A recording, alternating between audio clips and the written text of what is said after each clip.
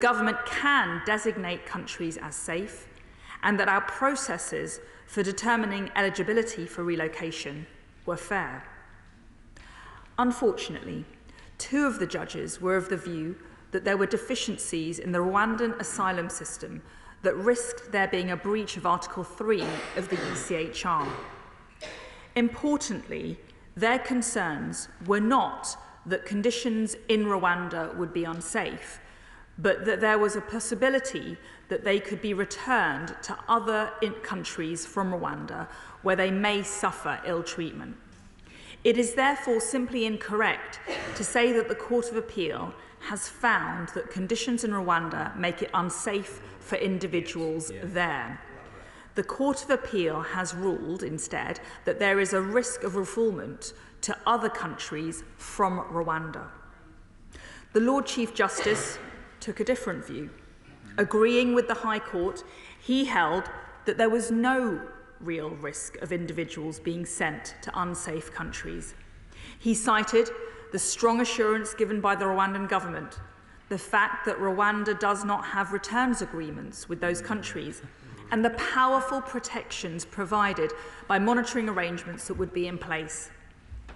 The result is that the High Court's decision that Rwanda was a safe third country for the purposes of asylum relocation is reversed. We have a strong relationship with Rwanda, Mr. Speaker, and both sides remain committed to the policy. Rwanda is a signatory to the United Nations conventions and has a strong track record of supporting refugees, including for the UNHCR. This is a disappointing judgment, and we will seek permission to appeal it. We hope that the process will be swift, and I'm glad that the Court of Appeal has recognised in paragraph 16 of its summary judgment that this is an important consideration that should be dealt with in a timely fashion. This judgment is disappointing for the majority of the British people, who have repeatedly voted for controlled migration, and for all those who want to see us deliver on our moral and democratic imperative to stop the boats. Now, Mr. Speaker, I'm sure that all members of this House would agree that the British people are compassionate, reasonable, and fair-minded. Since 2015, we have welcomed 500,000 people in need from all over the world via our global safe and legal routes, as well as via our country-specific routes encompassing Ukraine, Hong Kong, Afghanistan, and Syria. But they are not naive, Mr. Speaker. While our compassion to help people may be infinite, the public understand that our capacity to do so is finite and therefore precious. The British people will no longer indulge the polite fiction that we have a duty or infinite capacity to support everyone in the world who is fleeing persecution, nor anyone that would simply like to come here to improve their lot and succeeds in making it to our shores. That abuse is unfair on local communities forced to absorb thousands of illegal arrivals and the pressure on public services and social cohesion that this entails. It is unfair on taxpayers who foot the hotel bill currently running to £6 million a day that could rise to £32 million a day by 2026 for people who've broken into this country.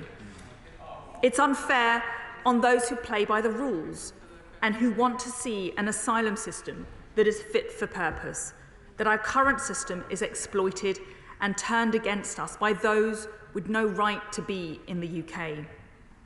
It's unfair on those most in need of protection, in particular women, children, and those without the money to pay the people smugglers, that our asylum system is overwhelmed by fit young men who have paid criminals thousands of pounds to smuggle them into the UK. And it's unfair, Mr. Speaker, on people and our partners in the developing world that we in the West continue to maintain an asylum seeker system so open to abuse that it incentivises mass flows of economic migration into Europe, lining the pockets of people smugglers and turning our seas into graveyards, all in the name of a phony humanitarianism. This is madness, Mr. Speaker, and it must end. And that is why we, on this side of the House, are committed to doing whatever it takes to stop the boats. The government remains resolute that we will do exactly that in partnership with Rwanda and through changes to our law. That is the only way we will break the business model of the people smugglers. That is the only way we will save lives. That is the only way we will stop the boats. Mr. Speaker, I commend this statement to the House. Shadow Home Secretary Yvette Cooper. Thank you, Mr. Speaker. Today's judgment shows that the Prime Minister and the Home Secretary have no plan to fix the Tories' small boats chaos. And their only policy to send everyone to Rwanda is now completely unravelling. Ministers have already admitted it will cost £169,000 to send each person to Rwanda, on top of the £140 million cheques they've already written, with more costs to come. But now the court has found that ministers didn't even do the basic work to make sure that the Rwanda scheme was legal or safe. Over 4 years, this Tory boats crisis has grown and grown, and they have completely broken the asylum system. They've failed to stop criminal gangs taking hold along our borders, gangs that have seen their profits soar from 3 million 4 years ago to more than 180 million today. They promised 4 years ago they'd end boat crossings in 6 months. They've gone up more than 20-fold since then. Convictions for people smuggling have actually dropped. Asylum decision-making collapsed, down by a third, yet the costs of the asylum system have soared. A 5-fold increase in the cost for just one person in the asylum system. That's no one else's fault, just Tory mismanagement and chaos. And a soaring backlog as a result, up to a record high of 175,000. And the Home Office themselves projecting that those Tory failures will rise to a cost of £11 billion, the cost of their failure. And instead of getting a grip of any of that, all they can come up with is gimmicks to make things worse. This Rwanda scheme is unworkable, unethical, extortionately expensive, and a costly and damaging distraction from the urgent practical action we should be taking, from the plan Labour has set out to stop wasting all this money on a failing scheme to go after the criminal on Rwanda, instead to go after the criminal gangs and to get a stronger agreement with France and sort out this massive backlog that is costing a fortune. Action to stop the dangerous boat crossings that are undermining our border security and putting lives at risk. But the Home Secretary has defended her Rwanda plan, but here's what the judgment reveals. Not only will it cost £169,000 for each person and 140 million cheques they've sent, there will, according to the Lord Chief Justice, be substantial sums of future aid support. How much? They're expecting Rwanda to take asylum decisions under a Memorandum of Understanding, but the judgment reveals the Rwandan asylum system only takes around 100 decisions a year at the moment, has had a 100% rejection rate for Afghanistan, Syria and Yemen, and under the Israel-Rwanda deal, the government breached the Memorandum of Understanding. People were routinely targeted by agents and gangs and moved clandestinely to Uganda, making trafficking worse. The judgment also says Rwanda only has one committee that takes all the asylum decisions and only one eligibility officer preparing cases. So the idea that the government is going to be able to deliver on its pledges, even the Lord Chief Justice, who finds the scheme could be lawful, has said it only is on the basis that the scheme is small, just 100 people. The Home Secretary talks today again about thousands of people being sent. The Lord Chief Justice says the talk of Rwanda within a few years being a destination for thousands of asylum seekers is political hyperbole. 100 people is less than 0.5% of those who arrived in the UK. So no wonder the Home Office admits there's no evidence it will act as a deterrent. It is a total con on the British people. So there are two questions for the Home Secretary. Does she agree with the Lord Chief Justice that thousands is political hyperbole and that even if she succeeds, it will just be a few hundred instead? And how long is she going to keep wasting all of this taxpayers' money on a failing policy and wasting everybody's time on this ramping up the rhetoric rather than coming up with a serious plan? Today, this afternoon, the Borders Inspectorate set out a damning indictment of the Tory Home Office and its ability to pursue casework or have accurate data. It says in the Home Office there is no single version of the truth, and concludes this is no way to run a government department. But she is running it. This Home Secretary is running this chaos, failing to sort out the boats chaos, failing to clear the backlog or mend the broken asylum system, failing to get a grip. I don't doubt she'll now stand up and read from her pre-prepared script and blaming everyone else and making up stuff all about the Labour Party rather than answering the two questions that she has been put, rather than answering anybody's questions about the decisions that she has made. She's in charge. The Tories have been in charge for 13 years. This is their chaos, their Tory chaos, their boats chaos and their broken asylum system. We don't need more slogans, we need solutions, not more gimmicks. We need a government with a grip. She's clearly not capable of it, so why doesn't she move over and leave way to someone else? I thank the Right Honourable Lady for her pre-prepared script as well. Very well delivered.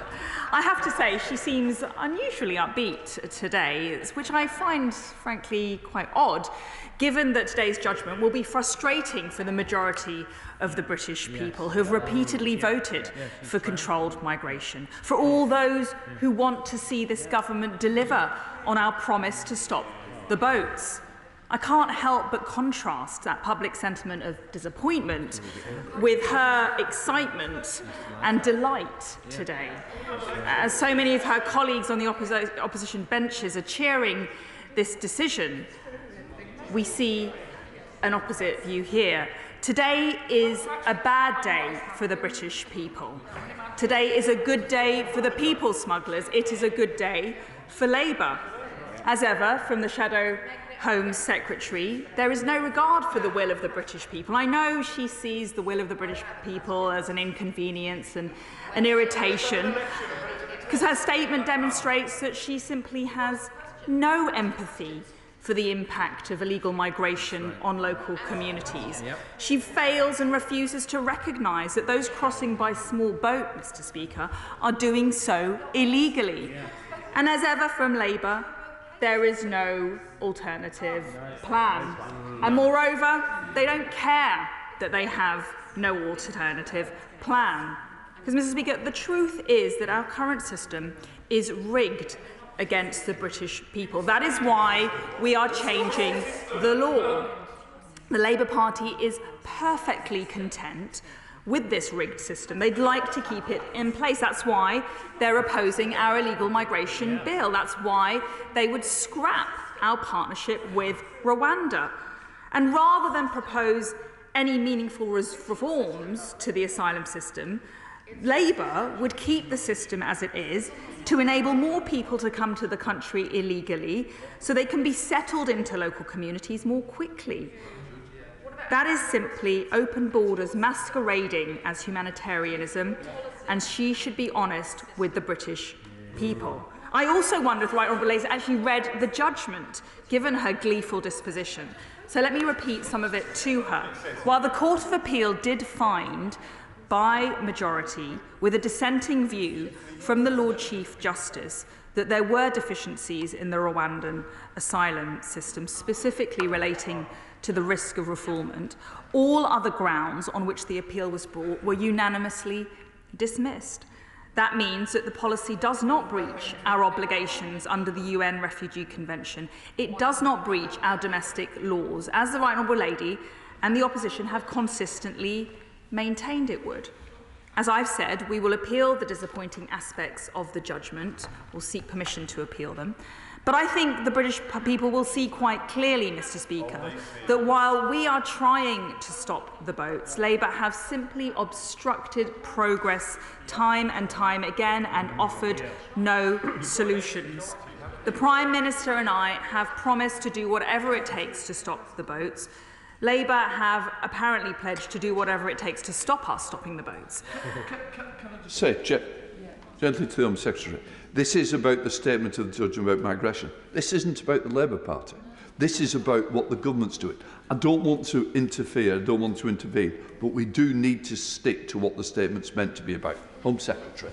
Thank you, Mr. Speaker. So, in conclusion, in any event, while Labour continue to celebrate today's judgment and continue to celebrate every obstacle in our way, we will not be deterred, we will not give up, we will do whatever it takes for the British people to stop the boats. Thank you, Mr. Speaker. Whilst respecting the authority of the Court of Appeal, I share the Home Secretary's disappointment of their judgment. I welcome the fact she's going to take it to the Supreme Court. Does she think that the case for the Supreme Court will be strengthened if she firstly brings forward the safe and legal routes now written into the illegal migration bill, so there are clear options for genuine asylum seekers not having to use irregular or illegal routes? And secondly, can she write into the Rwanda agreement a default position that if the Rwanda government does try to move on those people to a third country, there's a default position, a right of appeal that could be heard in the United Kingdom? Does she not think that those measures might strengthen her case for the Supreme Court judgment? Because certainly from the front bench opposite, we've heard not a scintilla of any practical solution to this problem. Yeah. Well, my right honourable friend makes a good point, and as he will know, and I'm very grateful for his constructive input, the illegal migration bill that's currently making its way through Parliament does make reference and contain provisions relating to safe and legal routes, and we are in discussions about how and when those routes will be rolled out. They're an important element to our overall plan to stop the boats. It's vital that we do support those genuine claimants in need of support, and that's why I'm very proud of our track record supporting and welcoming 500,000 people through humanitarian routes to the United Kingdom in only a few years recently. Go to SNP spokesperson Patrick Grady. Again, I thank the Home Secretary for advance sight of her statement. The Home Secretary says that she's disappointed by the High Court's decision, but in fact, is she not being a bit coy? Is she not actually delighted? Is this not exactly what the government wanted all along? A fight with the judiciary, a fight with the House of Lords, triangulating the official opposition. Doesn't this play straight into their dog whistle agenda? And the human rights of people fleeing war, oppression and famine are simply an afterthought. The economic assessment finally dragged out of the government last week shows the eye-watering potential cost of the Rwanda scheme to the taxpayer and the cost of the wider implication of the illegal migration bill. So on top of the £120 million that she has already paid to Rwanda, why is she now determined to put even more cost on the public purse by further appealing this ruling to the Supreme Court? Or has that also been part of the plan all along? She says her dream is for planes full of refugees taking off for Rwanda. Is it not actually that she's dreaming of the opportunity to take the UK out of the European Convention on Human Rights? Because Scotland wants no part of the Tories' hostile immigration environment. Despite the ludicrous claims of her immigration minister earlier in the week, Glasgow and communities across Scotland are proud to welcome refugees. We need immigration to help develop our economy and enrich our society and culture, and we want to offer refuge to those who need it most. So while they refuse to devolve immigration powers to Scotland, the government needs to accept the court's ruling that their illegal migration policies are themselves illegal. It's time to establish instead safe and legal routes for people who are fleeing wars, famine and climate change. And at the very least, they need to pay attention to the amendments passed and about to be passed in the House of Lords. And she urgently needs to respond to the Council of Europe's Anti-Torture Committee, which has found incidents of inhumane and degrading treatment of asylum seekers at the Marston facility. But ultimately, Mr Speaker, the message from the court is clear. Enough with the language of stop the boats. It's time to stop the bill. Well, I disagree, as you can imagine, with pretty much everything the honourable gentleman has just asserted there. But in particular, I want to make it clear that I have the utmost respect for the Court of Appeal. Senior judges considered this appeal in the right and proper manner. And whilst we maintain our respect for the judiciary, it is entirely legitimate for us to disagree with points that they have made and certain findings. And that's why we've made it clear we do disagree with some of the findings delivered today in the judgment, and that's why we're seeking permission to appeal against them. But, Mr Speaker, let's just be clear. The SNP are only interested in asylum seekers if they're housed elsewhere in the United Kingdom. Just last week, the SNP government and the Labour leader of Edinburgh Council conspired to oppose us using a vessel to accommodate asylum seekers in Leith. That same vessel in the same berth that had until recently housed Ukrainians. So, Mr. Speaker, despite this having been value for money, despite being offered more cash to help, despite Edinburgh taking fewer than its fair share of asylum seekers, it is staggering to witness the stench of hypocrisy that hangs heavy over the SNP's fake humanitarianism. Sir Edmund Lee. Meanwhile, constituencies are overwhelmed, just as we are going to be with local services at RAF Scampton. So I'd like to know what alternative plan there is, by the way. But can the Home Secretary not realise that every year we produce a migration bill, every year we're tied up in knots by human rights lawyers, and what we've been suggesting for 2 years in the Common Sense Group is the Refugee Convention is made for a different world, as well as the Human Rights Convention, and we simply have to have a derogation so that we can detain people and then deport them, and we'll never solve this problem otherwise. Well, again, I put on record my thanks to my right honourable friend and his community for their support when it comes to RAF Scampton. I know that they have very serious concerns, and we are working intensively with him and the local authorities to enable the site to be rolled out and for the appropriate support to be put on for those who will be occupying that site. But when it comes to the legal framework, well, he makes a very powerful point. Last year, we saw the operation of the Strasbourg court operate in a way that was opaque, that was irregular, which was unfair, frankly, when it comes to the will of the British people. And that's why we've included measures in our legislation currently making its way through Parliament to avoid that scenario repeating itself. Thank you, Madam Deputy Speaker. Having crashed the economy, impoverished so many of my constituents with the Tory mortgage premium, and utterly failed to deliver the economic prosperity that they need, the one policy that was supposed to distract from all this chaos is shown to be, as we have always said, it is shown to be unworkable as well as being immoral and eye-wateringly expensive. Why doesn't she just fix the asylum system instead of trying to outsource it? Productivity is hard.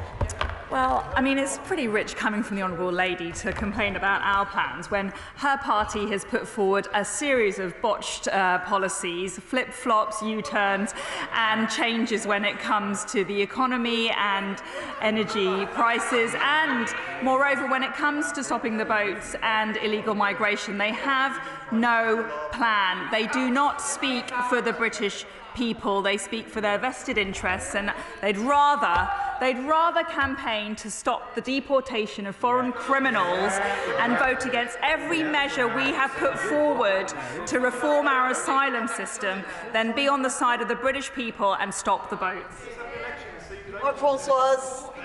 Deputy Speaker. We all know that the Home Secretary's instincts on this are right. However, the wider government promised to stop the boats, and we clearly haven't stopped them yet. So I fully support her decision to seek leave to appeal to the Supreme Court, as I think will most people in this country. But given legal procedural issues and judicial recesses, it could now take months for the case to reach the Supreme Court, let alone for a judgment to be handed down. In the meantime, the boats will keep coming, now probably all summer. So can I ask the Home Secretary two quick questions? One, with her extensive legal experience, is there anything that can practically be done to expedite the Supreme Court's decision in this case as soon as possible? And secondly, ultimately, wasn't my right honourable friend from Gainsborough right? The only way we will ultimately solve this problem is to achieve a derogation from the ECHR.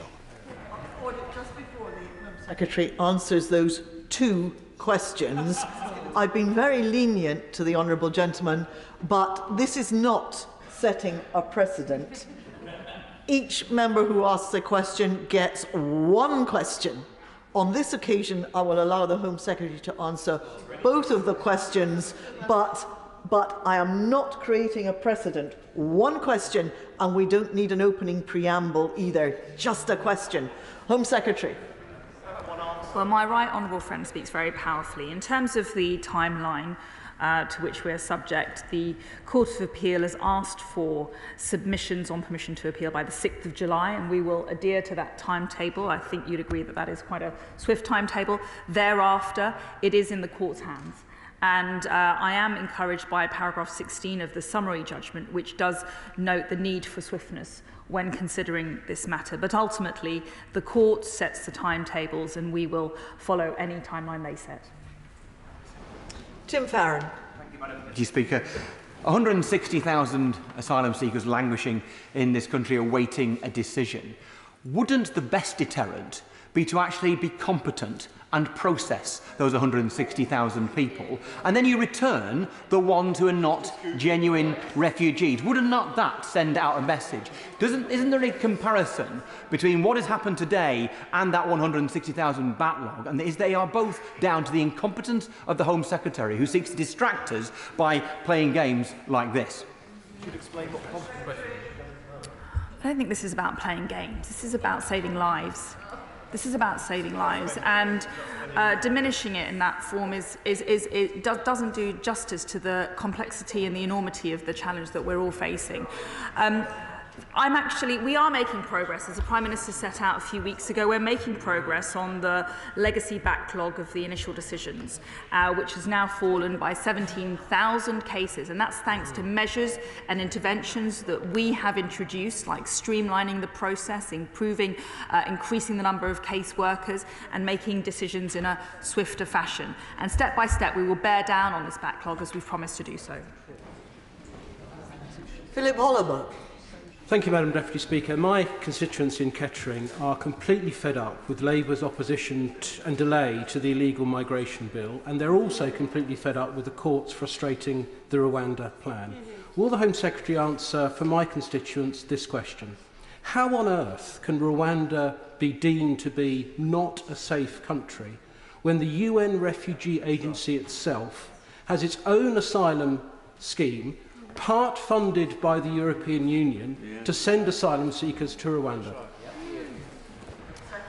Well, my honourable friend makes a very, very good point, and that's why I refer him in particular to the dissenting judgment of the Lord Chief Justice in the quite long judgment, but if he has the time, particularly paragraph 498, which sets out very similar points that he's just made now, and he finds that there are strong grounds to disagree with the other judges and find that there is no real risk of people who are being relocated to Rwanda being treated in an unsafe or unlawful way, and I take a lot of confidence from his dissenting judgment. Olivia Blake. Thank you, Madam Deputy Speaker, and I point members to my declaration of interest as I receive support on these issues from RAMP. I'm the co-chair of the APPG on migration. I would like to ask the Secretary of State if she would be willing to sit down with myself and some Afghan refugees who arrived here on small boats and explain what she meant in her statement by phony humanitarianism, a deeply offensive phrase. I hope you agree. Yeah. Well, I've met refugees, and I've met people who have come, fled persecution and sought humanitarian protection. And I'm very proud of what this country has offered and the tradition of the British people to extend the hand of friendship and the hand of compassion to those in need, with 500,000 people coming to our shores, fleeing persecution for humanitarian purposes. What I do object to is people fleeing a safe country like France, paying evil people smuggling gangs, risking their lives and the lives of others in the pursuit of an illegal trade. That is what we're trying to stop, and I wish you would get behind it. Jane Stevenson. Deputy Speaker, I thank the Home Secretary for her statement and for her assurance that she will appeal this as quickly as possible, because as my right honourable friend said, speed is of the essence now. My constituents want to see a fair and just asylum system, the boat stopped and the people smugglers put out of business once and for all. Does she share my despair that the only answers we hear from the benches opposite are, we won't have a queue when we just open the doors? Yeah, that's right. Well, again, she's absolutely right. The benches opposite would rather put all their efforts into campaigning to stop us deporting foreign criminals than support our legislation to stop the boats. They'd rather vote against all of our measures to improve our asylum system than stopping the boats. They are a joke. They are not on the side of the British people. They're on the wrong side of this argument again. Yeah. Jim Shannon. Thank you, Madam Deputy Speaker. Doesn't mean that we're at the end of the statement. It just means that in the circumstances I'm being kind to the honourable member for Strang. Jim Shannon. Madam Deputy Speaker, I'm sure the statement's probably saying great, it's all over. I jest, it's not fair to jest, it's a very, very serious matter. Whilst I agree with the Secretary of State that there must be an end to boatloads of young refugees circumnavigating the system in place, the Court has determined that the risk of refoulement from Rwanda to other countries from Rwanda means that government's policy isn't legally able to be carried out. Will the Secretary of State outline how she believes the United Kingdom of Great Britain and Northern Ireland can stop the influx while fulfilling our human rights obligations, which is not just a legal matter, but it's also a moral one? Thank you. Well, he is right. This is not just a legal matter. It is a moral one, and it is of a political salience that I've not seen for a long time in our country. The vast majority of the British people want us to stop the boats. They want us to fix this problem, and that's why I'm encouraged with every step that we take on this journey. But the reality is that we believe in the lawfulness of our agreement with Rwanda. And as the court found, the conditions in which people will be accommodated in Rwanda per se are lawful, and they will be treated lawfully and humanely. It is about this issue about whether there's a risk of refoulement, that being them being relocated onto a third country which may not be safe. And that is the issue that where there is a point of dispute within the judgment. We are seeking permission to appeal. We believe in the lawfulness of this scheme, and we have confidence in delivering it as soon as possible. A 33-year-old man seeking asylum and housed in a hotel in Skegness has very recently been charged with the rape of a stranger in a public park. The Home Secretary knows how outraged people in Skegness are. She knows from our conversations how outraged I am. Does she agree with me that any setback to the government's policy to stop the boats is something that will be greeted with horror by local people in Skegness? And does she agree with me that she should appeal this judgment as quickly as possible, but she should also pursue the illegal migration bill through Parliament as quickly as possible, and that anyone trying to stand in the way of that is fundamentally disagreeing with the rightly held, legitimate views of constituents such as mine? Well, my honourable friend puts it very well, and from our discussions, I know how energetically he is advocating on behalf of his local community as they bear some of the burden relating to this national challenge. It is a fallacy, one that the opposite bench has seemed to indulge time and time again, that everyone coming on these boats are coming for humanitarian purposes, are fleeing some form of persecution. The reality is that a large proportion of them are coming for economic reasons. Many of them have chosen deliberately to leave a safe country like France, pay people smuggling gangs large amounts of money in the pursuit of a life in the United Kingdom, not as a refugee, not for humanitarian reasons. And it is that this poses public safety issues. It poses protection of our borders, is about national security. That is why it is imperative, it is essential that we do fix this problem and that we do stop the boats. Karen Smith. Thank you, Madam Deputy Speaker. We've learnt a few things today. We've learnt, firstly, that the Home Secretary respects the courts, which we should be grateful for. After 13 years, the government has got a rigged system. And thirdly, that we're going to continue to pour taxpayers' money into her failed system. Her bill in August will stop asylum decisions and mean people in detention will not be moved on even further. Given the number of people we've already got in hotels, how many more detention centres and hotels is she going to need, and at what cost? Well, what we know is that 45,000 people arrived here illegally last year. It is costing the taxpayer £6 million a day in hotel accommodation, totalling £3 billion a year to service our asylum system. That is an unacceptable situation. We are proposing a plan through our illegal migration bill, which means that if you arrive here illegally, you'll be detained and thereafter swiftly removed. That, in combination with our world-leading partnership with Rwanda, will inject the deterrents necessary to stop the boats. Danny Kruger. Madam Deputy Speaker, unless you actually believe in open borders, you simply have to have a policy of detaining and removing illegal immigrants, either back to their own country or to a safe third country. There really isn't any other option. So the policy is the right one, and I'm glad that the court has concluded that the policy complies with the Geneva Convention and that Rwanda itself is a safe country. The problem, as the Home Secretary has been saying, is with onward relocation. Previously, the government negotiated a deal with Jordan that enabled the return of Abu Qatada. Does the Home Secretary agree that in order to win our appeal, it might be necessary and helpful to get some sort of commitment from the Rwandan government that they will not be returning asylum seekers to places where they might be persecuted? Can she undertake to negotiate with the government, the Rwandans, to achieve that? And how quickly do you think we might get the planes to take off? Well, we are in constant and ongoing discussion with our partners in Rwanda, and I'm very grateful for their statement today, which reiterates and reconfirms their commitment to our partnership and their determination to deliver it. They have a strong track record of supporting 100,000 migrants and refugees from their region. They work with the UNHCR.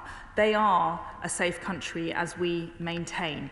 But there is, we will always review our arrangements, and we'll always ensure that they are the best, in the best possible state that they can be.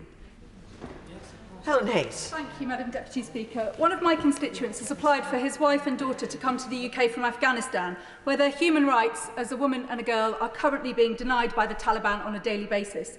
The Home Office refused their applications, but a court disagreed and ruled that they should be allowed to come. My constituent is distraught that the Home Secretary is choosing to appeal, seeking to stop this family from fleeing persecution and being reunited in the UK via a safe and legal route. Can I ask the Home Secretary why she thinks it is a justifiable use of taxpayers' money to keep challenging the decisions of our courts, as she has announced today in relation to the inhumane and failed Rwanda scheme, rather than taking responsibility for the failures on her watch? Yeah. What is inhumane, I'm afraid to say, is the opposition party's stance on this subject. They maintain a principled objection, a ludicrous objection, frankly, to our measures, which will save lives, to our measures which are humanitarian at core, to our measures which will break the people smuggling gangs.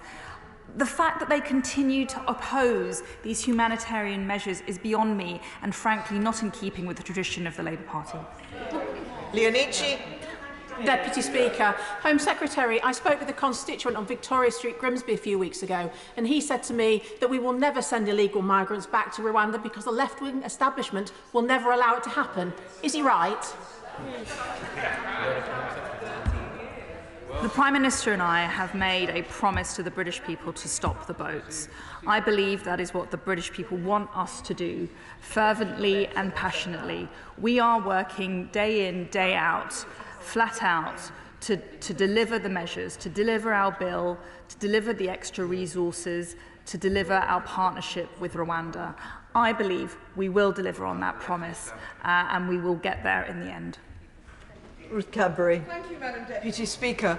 The only policy idea that the government has is unravelling in front of our eyes. They've built an entire legislation around this idea that's just not working. They're also admitting that delays in processing asylum claims is part of their deterrent strategy. So what's her backup plan?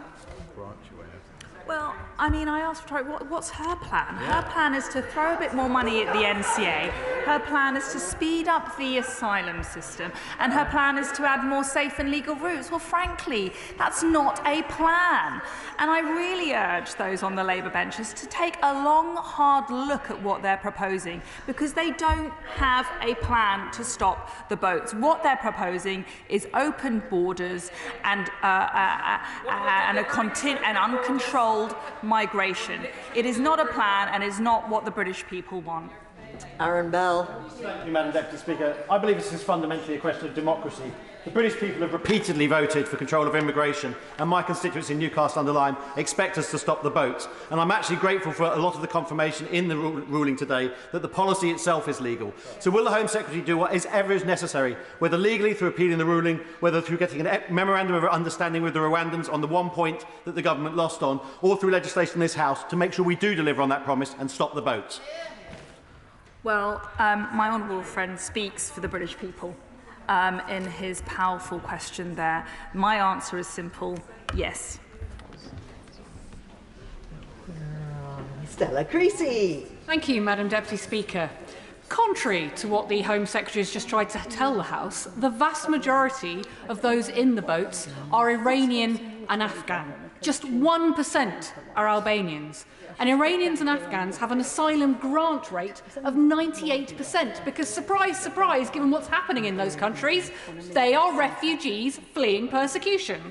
So the only phony here is the Home Secretary's attempts to avoid responsibility for why she's spending so much taxpayers' money on a policy where she clearly, from the judgment, and yes, I have read it, didn't do her due diligence.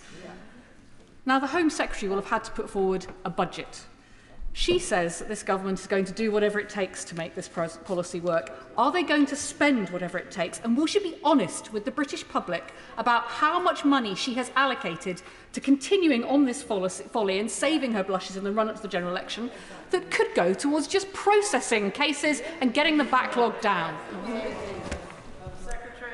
Well, I'm not in the business of taking lectures from Labour on this issue. The reality is that last year there were 12,000 Albanians who came. The Honourable Lady has asked her question. It's discourteous for her to sit there repeating it again when the Home Secretary's answering it. A bit of courtesy is necessary on all sides. Home Secretary. Thank you, Madam Deputy Speaker. Last year, 30% of those arriving on the boats came from Albania, a safe country, a country where they are not feasibly fleeing persecution or torture. And so it is, again, a fallacy to suggest that everyone coming on the boats is somehow vulnerable or coming here for humanitarian reasons. The vast majority are young, healthy men. The vast majority are paying willingly for these journeys. They are procuring them from people smuggling gangs, criminal gangs, and they are coming here knowingly, willingly, breaking our laws to seek a better life. That is not what humanitarian protection is all about. That is not what refugee status is all about. That is why we need to stop the boats. Dr. Kieran Mullen.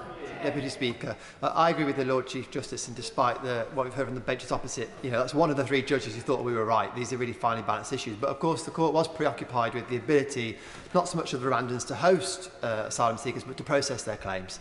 We might find ourselves with other countries that will be willing to work with us. Perhaps are also not as able to evidence their ability to process claims, as well as they can evidence that they can look after people. In that regard, can she update the House on plans to allow us to process claims ourselves whilst people are in a third country so that we can overcome some of these barriers? Home Secretary.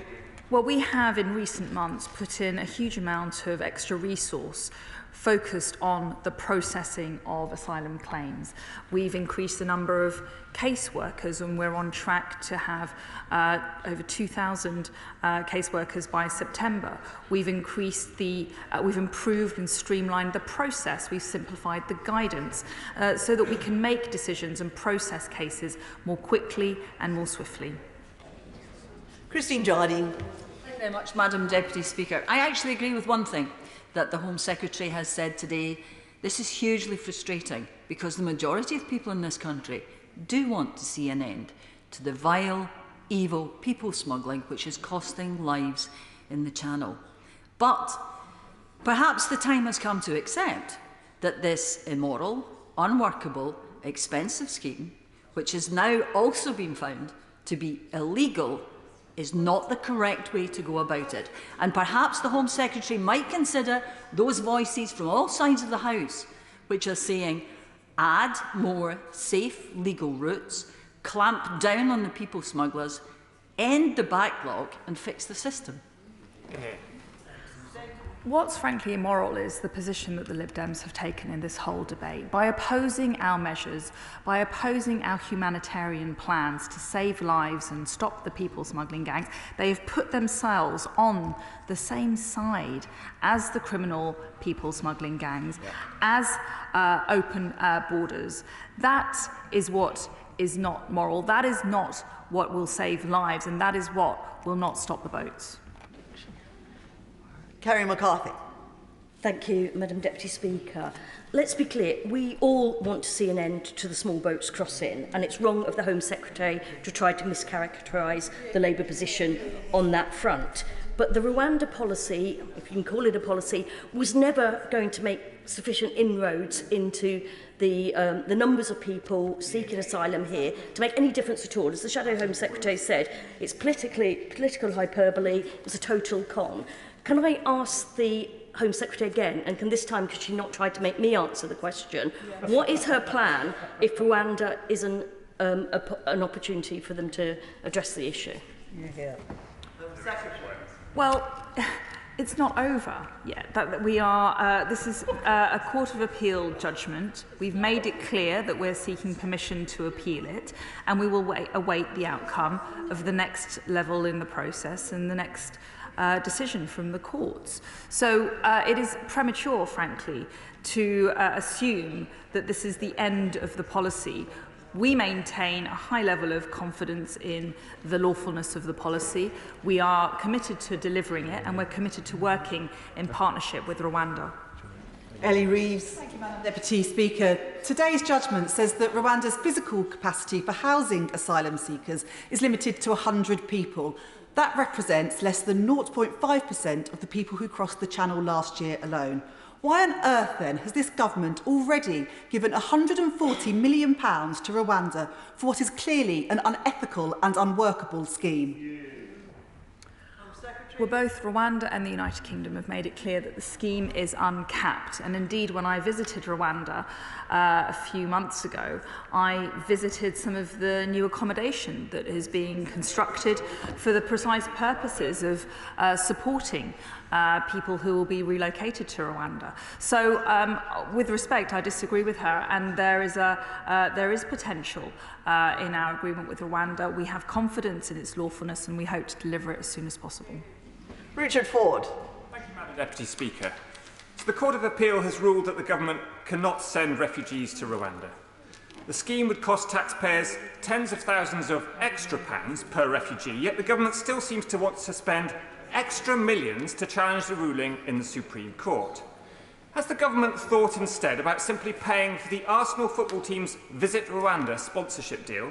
Because it would cost less and it would achieve more than this gimmick of a scheme. Well, what disappoints me is that the honourable gentleman is failing to grapple with the challenge and the costs that we are incurring right now, that being £6 million a day on hotel accommodation, £3 billion a year on our asylum system. That cannot go on. And that's why the Prime Minister and I have pledged to do whatever it takes to stop the boats, to bear down on our asylum backlog, and to deliver out our legislation and our partnership with Rwanda. Ruth Jones. Thank you, Madam Deputy Speaker. Today's judgment is clear that Rwanda has repeatedly breached its Memorandum of Understanding with Israel. The Home Secretary is a lawyer, so why is she handing over hundreds of millions of pounds of taxpayers' money without doing the basic work to check that the arrangements are legally sound?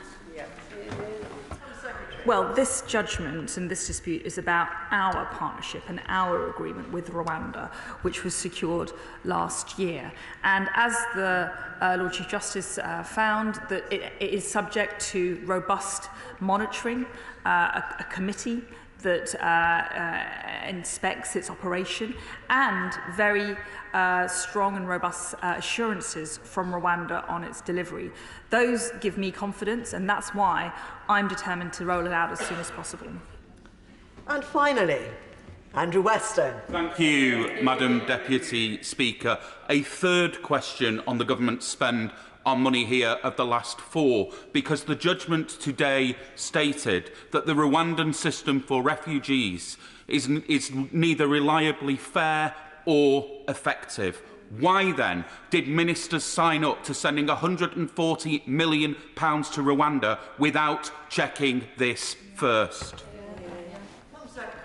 Well, we've been upfront about the costs of our partnership with Rwanda, and that is a matter for public record. But what is absolutely clear, and I'm sorry that I have to repeat it again, John doesn't seem to be getting the point. We are spending £6 million a day on hotel accommodation and £3 billion a year on our asylum system. That cannot continue, and that's why we'll do whatever it takes to stop the boats. Thank you. That concludes proceedings on the statement from the Home Secretary. I thank everybody for taking part. Point of order, Sir William Cash. Very much indeed, Madam Deputy Speaker. I strongly support what the Home Secretary has been saying, but I am concerned that when the bill from the House of Lords returns, which will be quite soon, we hope, which is dealing with these matters, that in the ping-pong we won't in any way be inhibited by the fact that there are judicial proceedings being dealt with at this point in time, because it's going to be really quite a very important debate, and we really need to be able to do it with as much latitude as possible. So I seek your guidance. Perhaps you could give some thought to that, if I may. Duty does not apply when legislation. I thank the honourable gentleman, right honourable gentleman, for his point of order, and it is a point of order. That's a good start. Well, points of order aren't usually points of order. And I can assure the right honourable gentleman that sub judice rules do not apply while legislation is being considered, while the actual process of legislating is underway. Sub judice rules don't apply. So the honourable gentleman need not worry on that ground. Thank you. I beg to move that the House be now. The question is that this House do now adjourn. Mr. David Davis. Thank you, Madam Deputy Speaker. On the 20th of January last year, I opened a backbench debate on the use of lawfare and slaps by those seeking to suppress public debate, bully people into submission, and conceal vital information that is in the public interest. Free speech matters. That's a truism of our age. But why does it matter? There are many reasons, but an important one is that free speech helps keep our society clean, free of corruption, of criminality, and the abuse of power. Now, typically such corruption is curbed when whistleblowers expose it, when journalists in a free press report it, and when politicians or judicial authorities act on it. So overmighty men and organisations who have acquired their power and money through corrupt means hate free speech and use their wealth to suppress it. To do that, they use slaps, strategic litigation against public participation. Slaps are a suite of litigious techniques used by corrupt plutocrats designed to intimidate, suppress and destroy those same whistleblowers, journalists and politicians who are trying to expose malpractice. They're designed to do this even when the plutocrat has no substantive case at all. They're designed to grind down decent, honest, public-spirited people and ruin them. Earlier this week in the House of Lords, the government introduced the first legislative changes designed to tackle this issue of lawfare, this issue of slaps. In the intervening period, the problem has been exemplified by the actions of the businessman Mohammed Mercy. Now, I've already named this gentleman several times in this House in connection with our former colleague Charlotte Leslie, who had to face 2.5 years of fighting Mercy's spurious legal claims against her. That court case was concluded in Charlotte Leslie's favour a few weeks ago. The judge found that Mercy's case failed on the facts, but importantly he also added that several aspects of Mercy's conduct gave real cause for concern about the intent behind his legal case. Mercy delayed the start of defamation proceedings, took an exorbitant approach to litigation, and pursued an unnecessarily complex case. He also pursued a data protection claim and defamation claim in succession rather than properly in one action, thereby spinning out the case and maximising the stress and cost on Charlotte Leslie. This was clearly an attempt to bully, intimidate and financially ruin Miss Leslie in order to suppress the truth. They are the classic characteristics of a slap case, designed to destroy free speech, not to deliver justice. The judge also noted that Mercy offered to drop his claim against Charlotte Leslie if he got his way and was given the green light to launch a rival group to Miss Leslie's Conservative Middle East Council, a clear attempt to blackmail the Conservative Party via a sort of judicial hostage-taking. These are all standard slap tactics, and this is unsurprising given that Mr. Mercy was represented by Carter Ruck, the go-to law firm for every bad actor seeking to undermine and misuse British justice. But Carter Ruck is not the only law firm willing to aid legal intimidation by dishonest and dishonourable means, if they pay the right price. These include CMS, Mishcon Rea, Skadden, Taylor Wessing, Shillings and Harbottle and Lewis. Now, Charlotte Leslie isn't alone in facing lawfare at the hands of Mr. Mercy. He's also suing BBC Panorama and has threatened The Guardian, Chatham House and Private Eye. He's also used legal threats to bully King's College London into withdrawing a report on tax avoidance, tax evasion, economic crime and the way this has impacted our public space and politics. The report was written in 2021 by the Right Honourable Member for Barking, who is a visiting professor at King's College and a long-standing campaigner against international corruption. The report was published in May 2022, but due to Mercy's threats, it was removed a few weeks later. This report was in the public interest, highly relevant to our debates on the role and influence of Russian oligarchs and on the economic crime bill, but access to it by the public and indeed by members was prevented. So why did Mercy do this? Because he did not like what was being written about him. Because our laws allow those with deep pockets to bully people, suppress negative commentary in the media, and stop us holding their actions to public account. Because he's rich enough to do it. But what was it that Mr. Mercy wanted to conceal with his slaps? Well, in a word, the truth. A long history of involvement in corruption, in bribery and in buying access to politicians. And Mercy is a wealthy businessman who made large sums of money in Russia, Uzbekistan, Kazakhstan and Nepal, all countries where corruption is rife. In 2005, Mercy made $4 million arranging the acquisition of a Russian telecoms company on behalf of a company he knew was secretly owned by a powerful Putin ally, the then Russian telecoms minister Leonid Rayman. He made another $1.5 million buying and selling on a Russian telecoms venture Comet that was backed by a Russian general. In the UK, Mercy used his fortune to gain access to powerful people. He coined the term access capitalism, describing his own attempts to gain access to the royal household and government ministers with payments to Prince Charles's charities and the Conservative Party. He and his partner gave £750,000 to the Conservative Party, and he makes no bones about what he thought he was buying.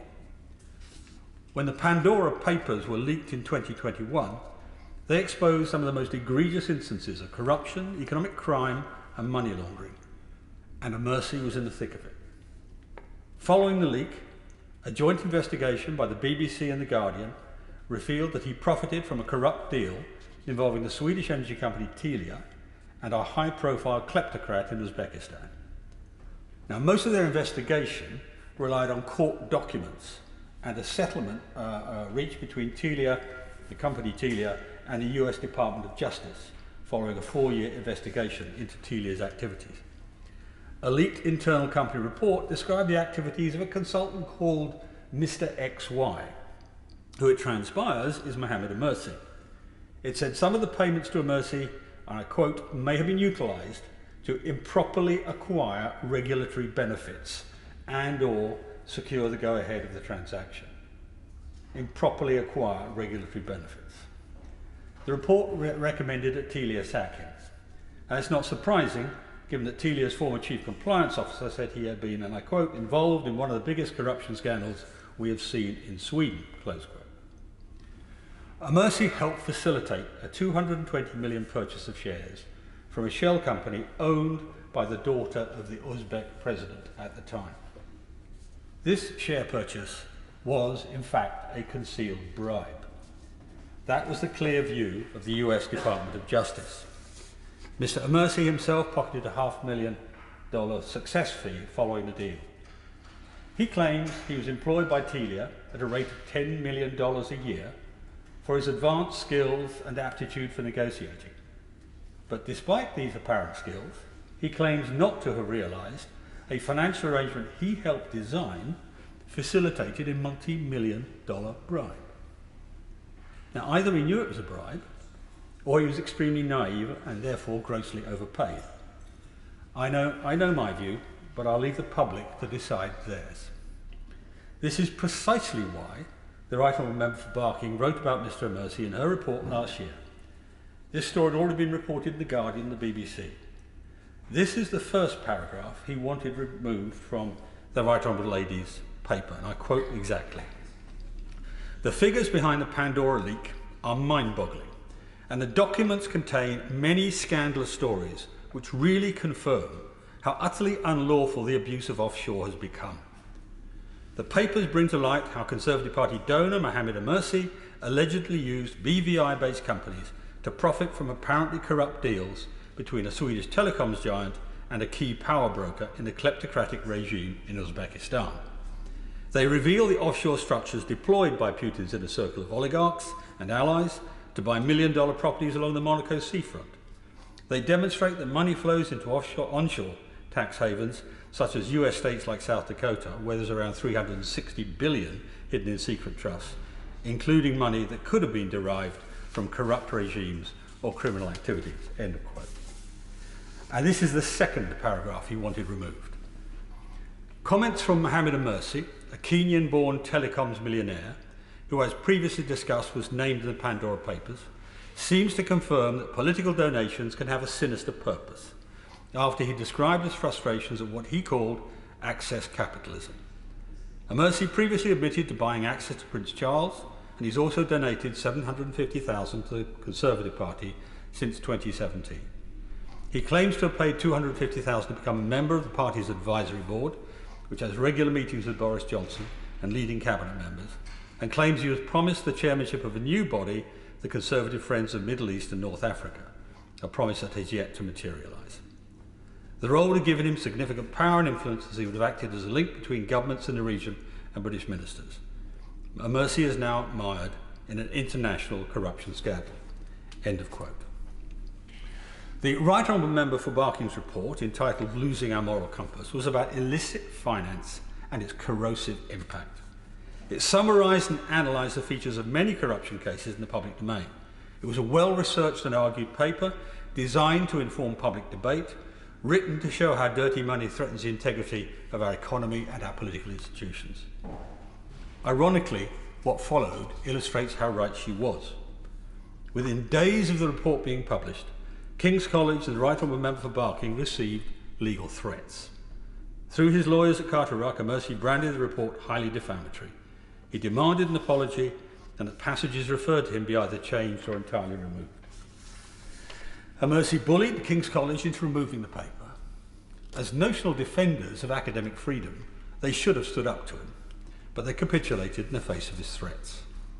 And his threat effectively silenced the Right Honourable Member for Barking and suppressed her vital work, exposing economic crime and dirty money.